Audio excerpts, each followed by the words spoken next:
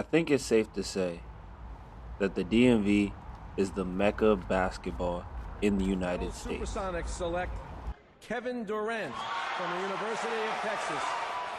With the second pick, Victor Oladipo of Indiana. With the first pick, Markelle Fultz from the University of Washington. From the influx of NBA and Division I college basketball players to the powerhouse high school and AAU programs constantly dominating the rest of the country, it's clear that basketball within DC, Maryland, and Virginia has risen to a level above any other area in the world. The culture in the DMV area is a basketball culture.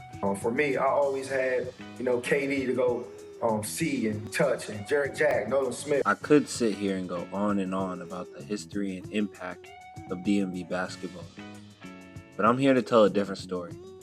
A story that takes place about 30 miles north. A place rich with history, but riddled with stigma. But that stigma, that struggle, that pain, those tough times creates tough people. It most definitely creates tough basketball players.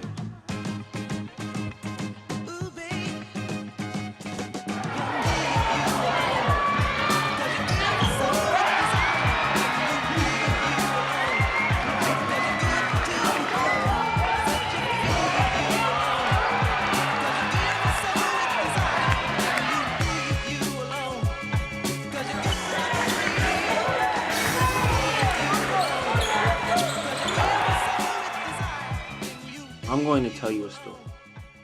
This is not the story of the city, but it is a story. The story of someone who I believe wholeheartedly represents basketball in the city. As I've documented his journey this last year and watched him stamp himself as one of the city's most talented players. Although his talent catches your eye, it is his determination, toughness, and will to win which sets him apart from the rest. I could go on, but I'll let you see for yourself. This is Grit, a Baltimore basketball story.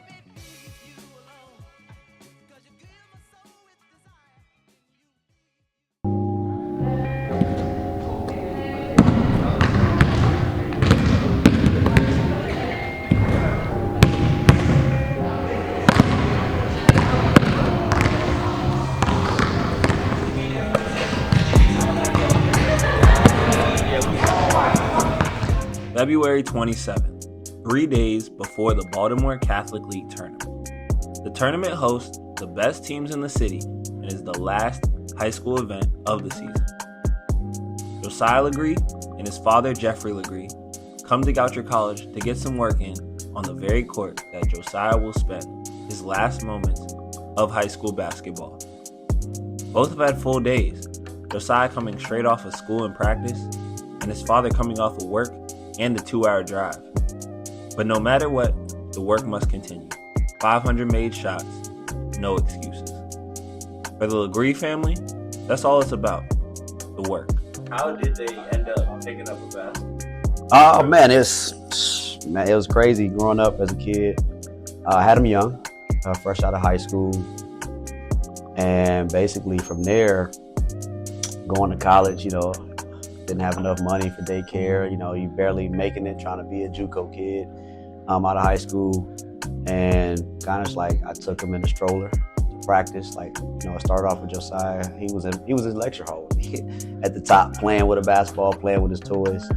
And he would go to class with me. Literally day by day, sit in practice. He was the only kid that really was allowed to travel, because of the circumstances I had as a student athlete at that age.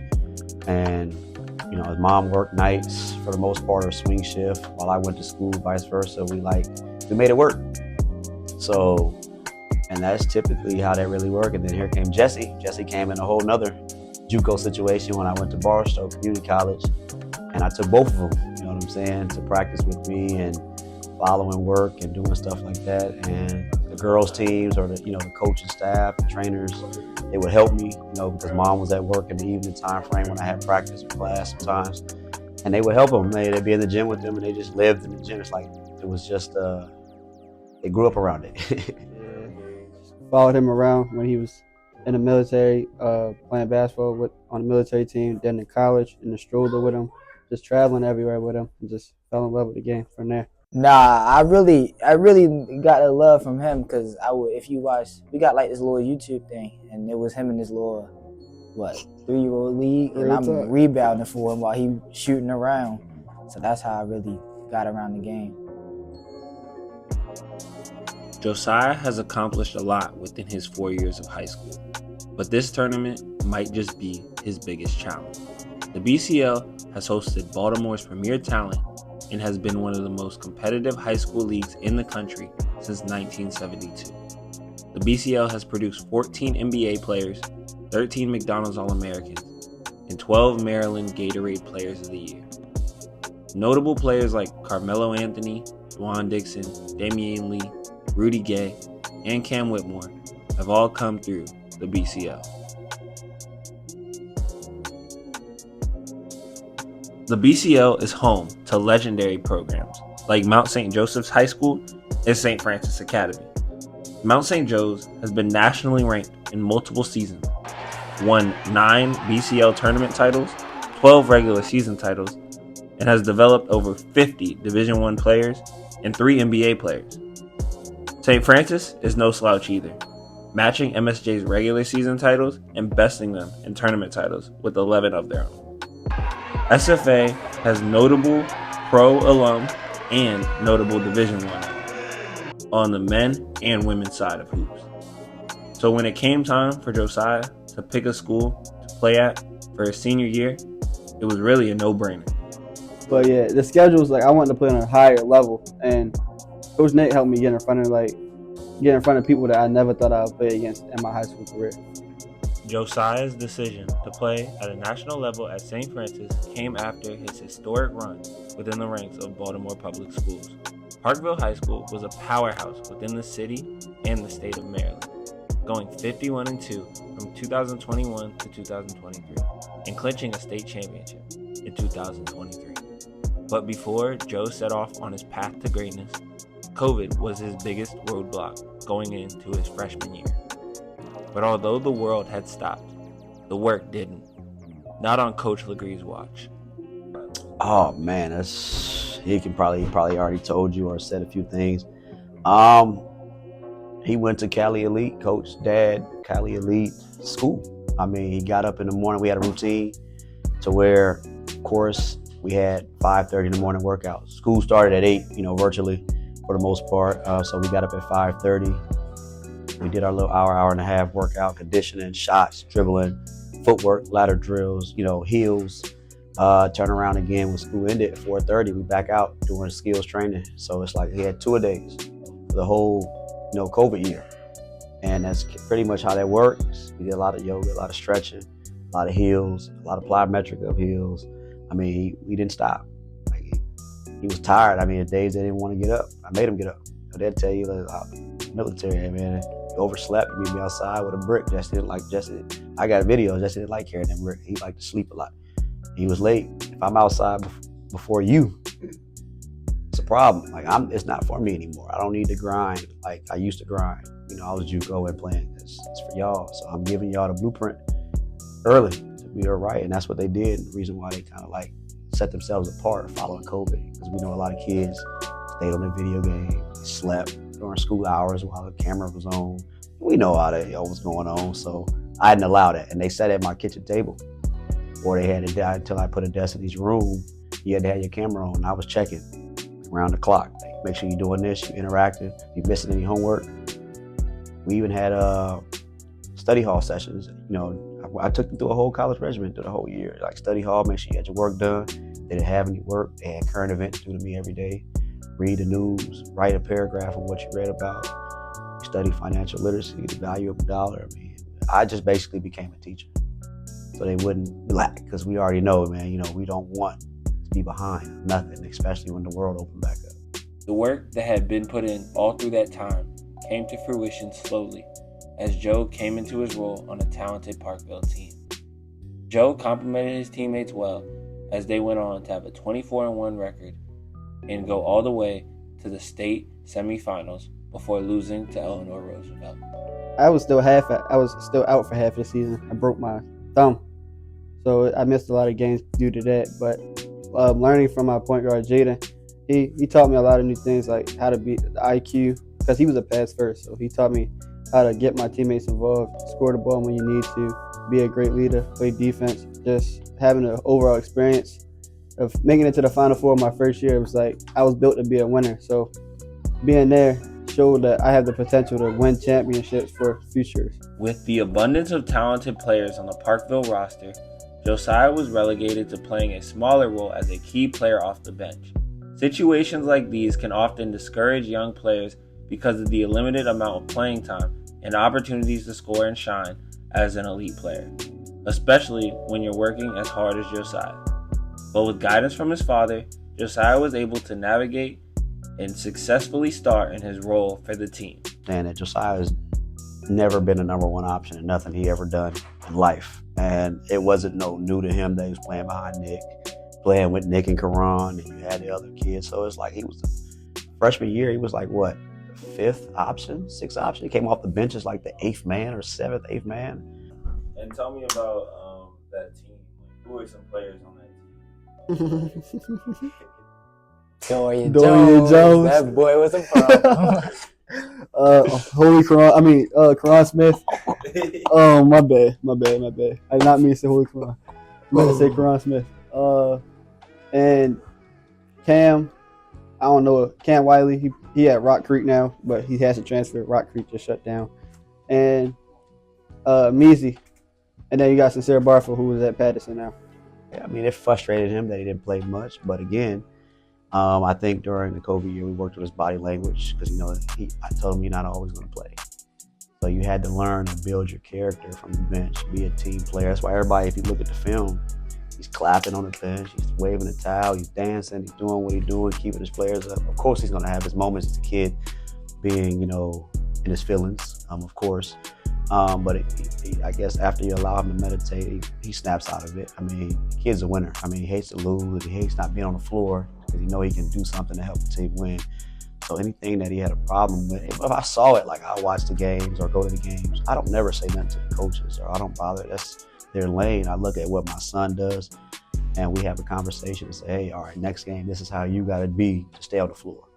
Like, they're not looking for you to score. I need you to defend, steals, make the right pass, dive on the floor, take charges. You got to do the little things. And that's kind of where every game we found something small to talk about so he can develop himself into a better student athlete. The next year, with key seniors leaving, it was time for Josiah to step up as a point guard and lead his team to success. And with the help from the County Player of the Year and future City Player of the Year, the Knights dominated their competition once again. I had to be a leader. Like, I had to fulfill Jaden's spot, and watching him from my sophomore year helped me. And I had my returners come back. Sincere, Karan came back. Then we had two people come that I knew that I played with before, Favor and Kane. So having a five that I can trust, or the team I still trusted, but the guaranteed five that be on the court with me most of the time. And Trey. I forgot about Trey. Trey Worsley. Yeah. Boy can lock up. Yeah. So we all had a specific role to fulfill the team, and we all played our role to the point that we had to. And then me stepping up to be a scorer that I can be, that helped the team because we had points that was left off the board, but me scoring helped them points come back on the board. At Parkville High School, it made it be known, Josiah Legree played point guard. He ran the offense. He led that team from the point guard position. And that's pretty much how he did. So he learned to execute, run the plays. Still got to work on how coming off some ball screen, things like that. I mean, he rebounds well from the guard position. And then the playoff came, it's like he hit another cylinder. One of my favorite moments as a videographer was filming Parkville's 2023 Regional Championship game. I remember before the game, players sending me links to tickets days before they were even available because their games would sell out that fast. The game was intense, with the Knights going up against a tough Delaney High School squad. For Josiah, it was a slow start, but a storybook ending. Sincere started off hot that game. He came out and set the tone for us, but I had a rough first half. But the second half, we was down. then it was time to lock in. And I said I wasn't letting my seniors go out without a fight. And all I did was give it my all and just took over the game. That game, I started coaching from the opposite side of the sideline. I typically don't do that. But again, he was in another zone, right? And when you're in another zone from a coaching perspective, you would feed that person. You allow him to do what he do within the set of your offense to keep him going. You know what I'm saying? Whether it's, the first shot good, first shot not there, you run the option through, you get it back to him, let him make a play. And everything you could think of, he did it.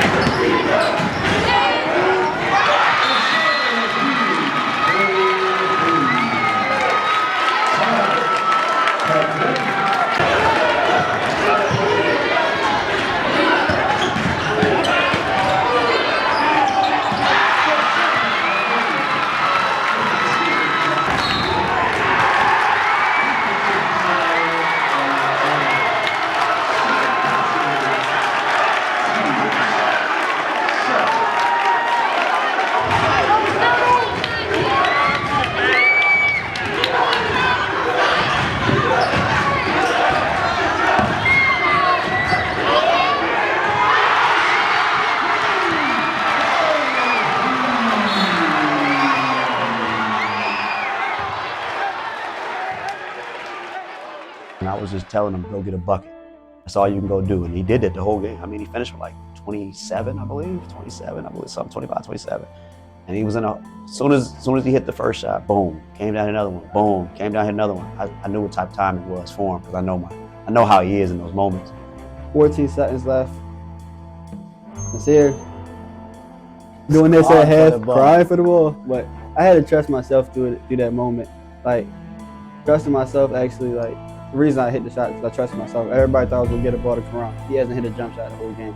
I've been scoring the whole game. So I took over there in that moment and just shot the ball and hope it went in.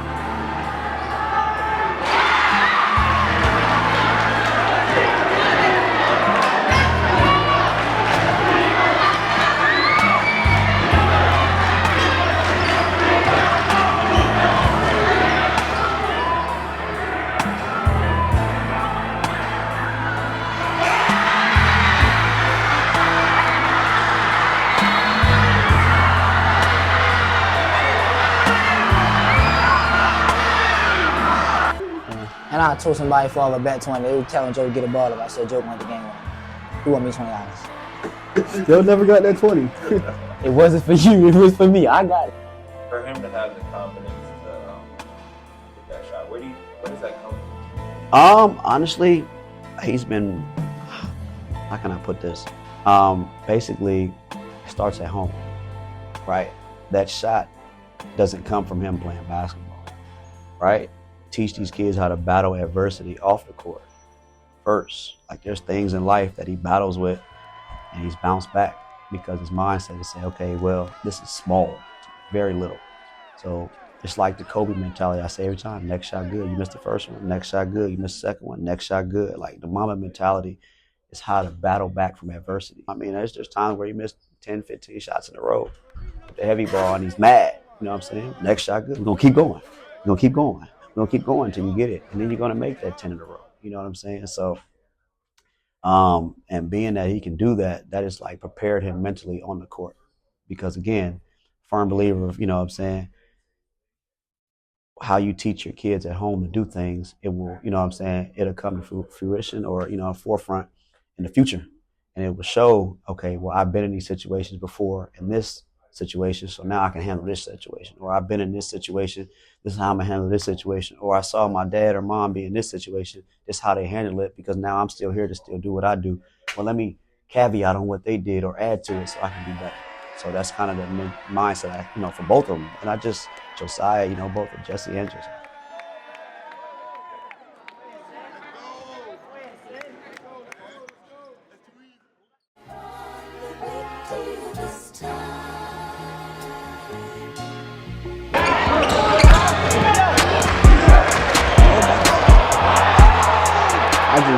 I'm gonna prove you wrong regardless. So I'm gonna show you that I'm gonna fight, and I'm a dog from the bottom. So I'm gonna fight. Because again, all year long, everybody kept saying he wasn't gonna do it. You know what I'm saying? Because he left Parkville or he left Loyola. You know, he's not gonna be successful. Now, like I said, I tell everybody this. I hope all the politics, I hope everybody that doubted him was baseline and watched it, because again, it proved you wrong. Your story is now rewritten. You know what I'm saying? Never judge a book by its cover. Always open and read the first chapter and see where you can lead yourself to. You know what I'm saying? So that is just my point on that.